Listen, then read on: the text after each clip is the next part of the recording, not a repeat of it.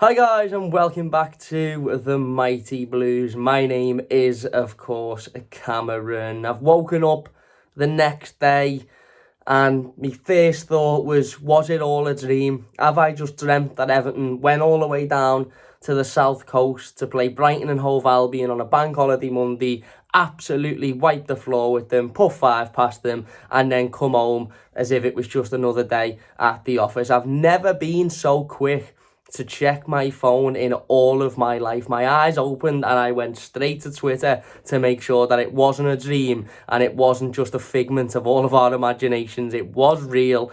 Everton 5, Brighton 1. Brighton 1, Everton 5, should I say. And I want to emphasise Brighton 1, Everton 5 because it was an away victory. Not only an away victory, a comprehensive away victory. Not only a comprehensive away victory, but a comprehensive away victory against a fantastic side, a side that will almost certainly be playing European football next season. I think they've got a really good chance of finishing in at least the Europa Conference League, maybe even the Europa League if they make that push.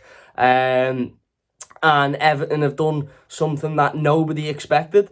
Look, I slightly fancied us to get something out of this game, but by something, I thought it'd be a point. I thought we might get, a 1-1 draw or a 2-1 draw, come away with a point, and then, you look at the final two games of the season, and you think, can you go and get a winner or two wins out of those two?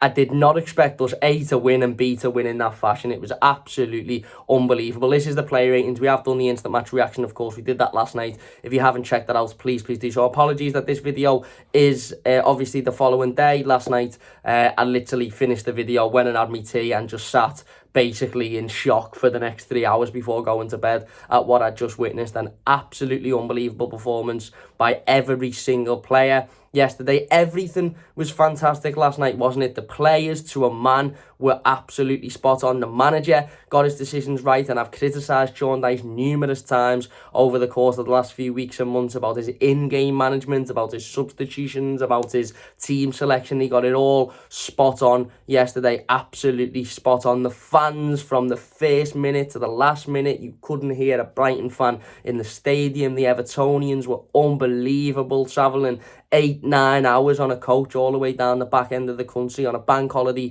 Monday. Most of those fans will have been in work at 7, 8, 6 o'clock this morning, and I've only got home at 4, 5 o'clock, and I've been there, going away from home to the other end of the country on a midweek game and coming home at 3, 4 o'clock in the morning after a defeat, and those fans absolutely deserved that yesterday. But we've done the instant match reaction. We give all of my thoughts. This is the play ratings, of course. The live game review will be out later, so don't forget to look out for that one. We're going to jump straight into it because, yeah, that's what we do. It's the play ratings. Jordan Pickford.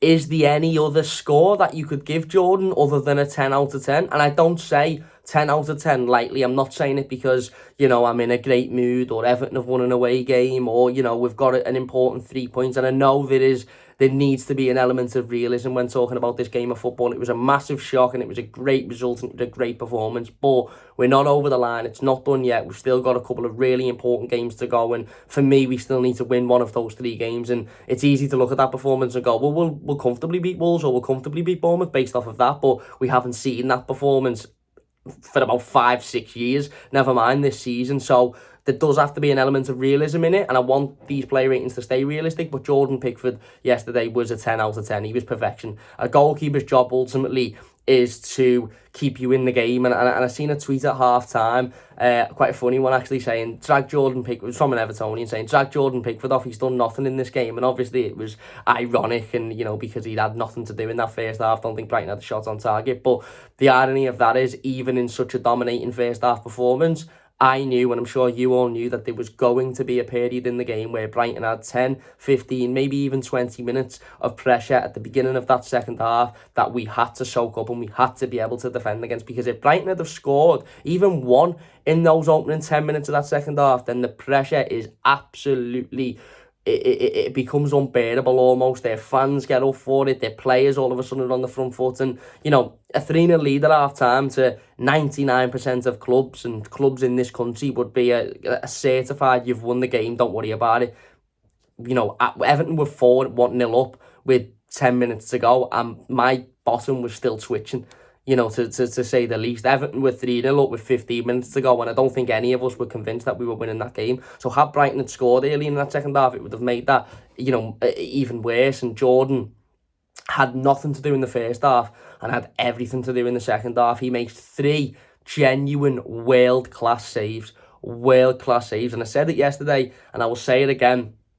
I no longer care about who's the best English goalkeeper in the country, this, that, and the other. At the end of the day, there is some people on social media and who support certain football clubs in this country who just don't understand football. They haven't got a clue. They don't know how it works. They don't know, what it means to be a good goalkeeper. They have not got a clue about football. They support their team, and their bias and their lack of football knowledge takes the better of them. It's as simple as that. Jordan Pickford is light years better than Nick Pope and Aaron Ramsdale. It's as simple as that. And for everybody going, well, look at where Nick Pope and Aaron Ramsdale are in the league table. Everton are in the position that they are in, not because of Jordan Pickford, but because of pretty much every other player in the team. Jordan Pickford saved Everton last season and made saves similar to last night that kept us in the Premier League. And Jordan Pickford has made saves last night that could keep us in the Premier League. The 3 saves specifically that he makes, the one from the Evan Ferguson header, which he tipped onto the bar. The one from, is it McAllister, where he dives and it gets ruled offside, but it was tight, so it mightn't have been ruled offside if it had went in. He dives again and he knocks it onto the post. He makes another one which he sees late, and he dives and he gets to it. Genuine world-class performance. And as I said, forget your best English goalkeeper in the country. Jordan Pickford is one of the best goalkeepers in world football. It's as simple as that.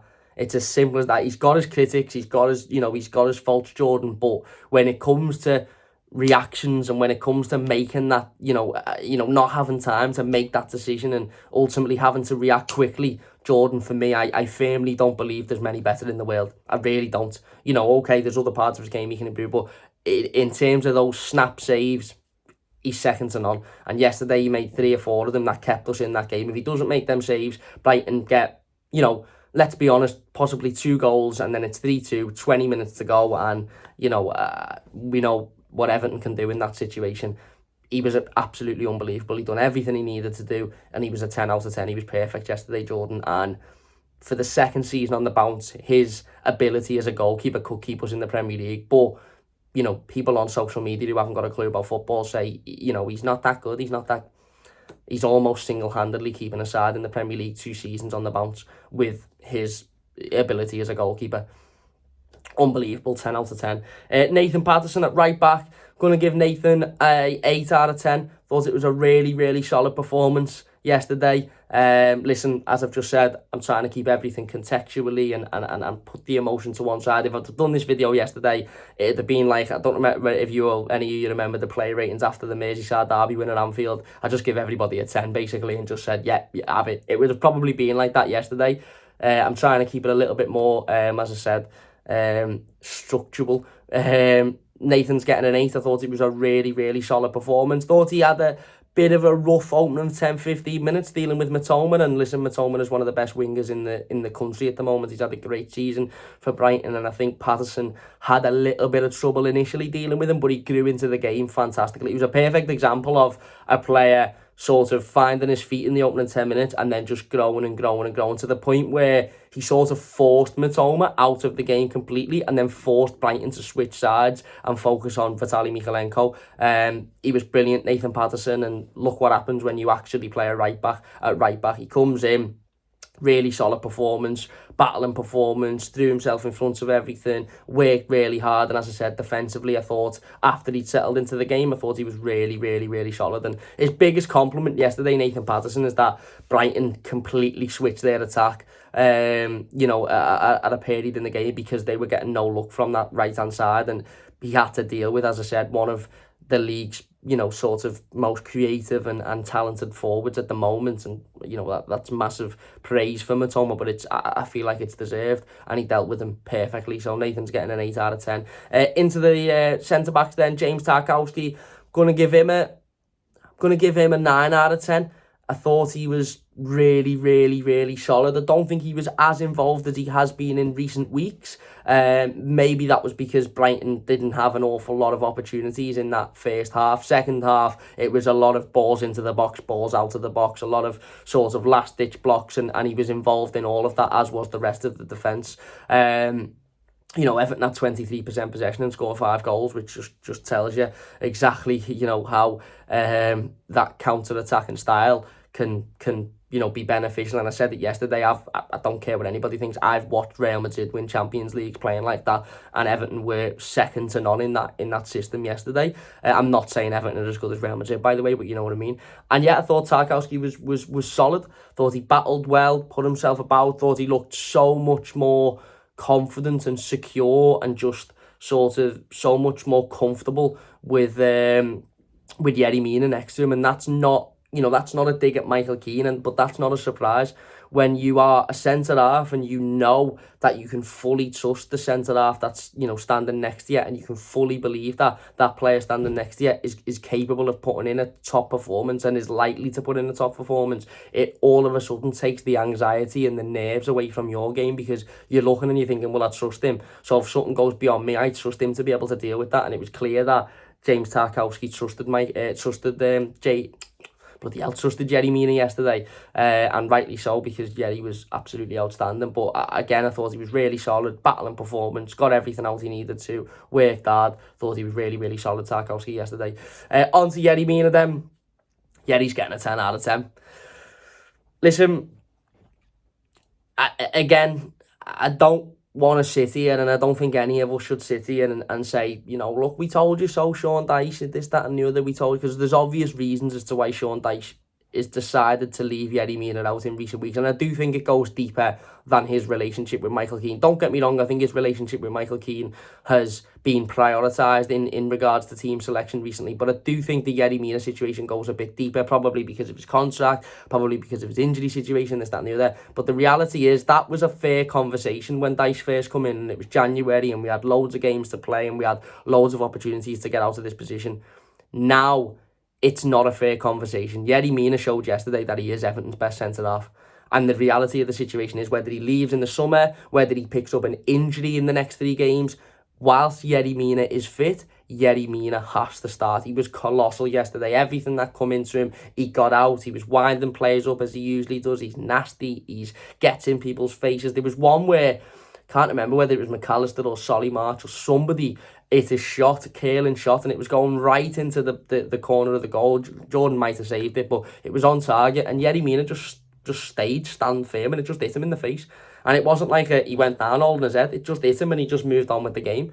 He's a complete immovable object, Yerry Mina. And as I said, I'm not bothered about his contractual situation. I'm not bothered about whether or not he may pick up an injury. If Yerry Mina is fit, Yerry Mina has to start, and he showed yesterday why he is, for me, by far and wide, Everton's best centre-back. And if he didn't have the injury issues and he could remain fit for the season, I don't think he'd be at Everton. I think he's that good. I really genuinely do believe he's that good, and he showed it yesterday. He was unbelievable, 10 out of 10. Vitaly Mykolenko then.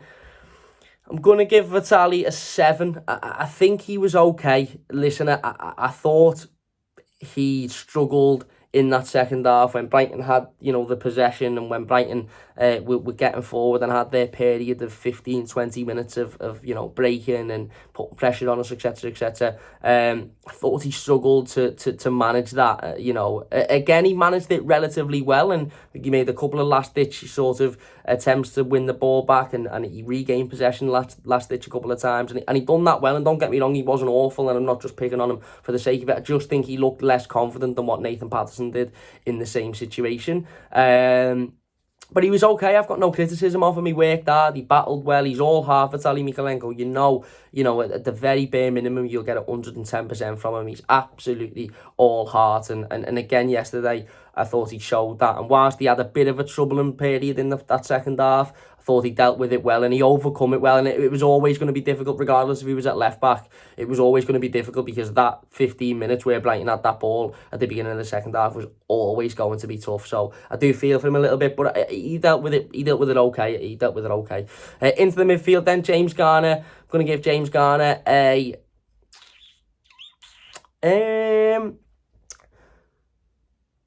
going to give him a 7.5 out of 10. Thought it was a solid performance.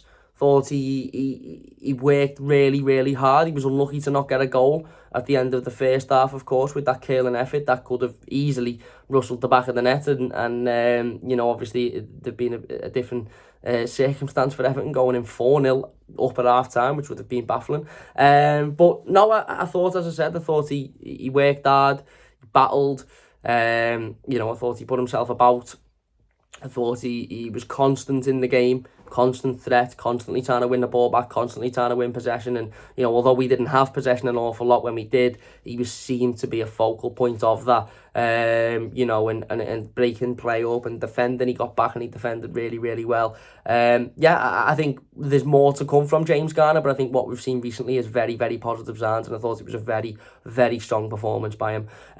Next to him then, Garner game. I'm going to give Garner a 7.5 as well. I thought similarly, again, didn't see an awful lot of the ball and wasn't massively in control of the game like maybe you would expect him to be in other games, but when he did have the ball, he done well with it. When he needed to defend, he done well with it. There was a couple of moments on the edge of the box, as I said, in that period of play where Brighton were getting forward, there was a couple of moments on the edge of the box where Garner nicked the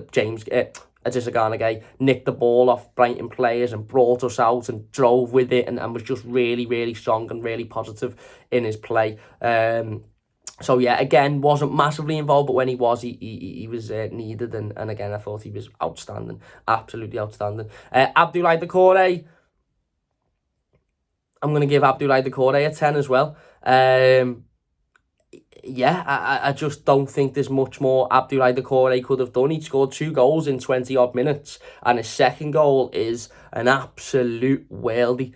It's a worldie. You know, the ball from Dwight McNeil is pinch, you know, inch perfect, but to hit that on the volley, and not only hit that on the volley, I don't know what's more impressive, the technique to hit that on the volley into the back of the net, or the fact he ran 50, 60 yards to get to it. Now, what that is that's a belief from Abdoulaye Doucouré. What that is that's when he's won that ball back initially on the edge of our box, when he starts that run, he's not running thinking, I'm just going to make a dart and run to get up there to make it look like I'm working. He's running thinking, right, McNeil's got that ball in on the edge. The likelihood is that ball is going to come into the box. So if I make this dart and run 60 yards that way and I get somewhere in and around the box, it could fall to me.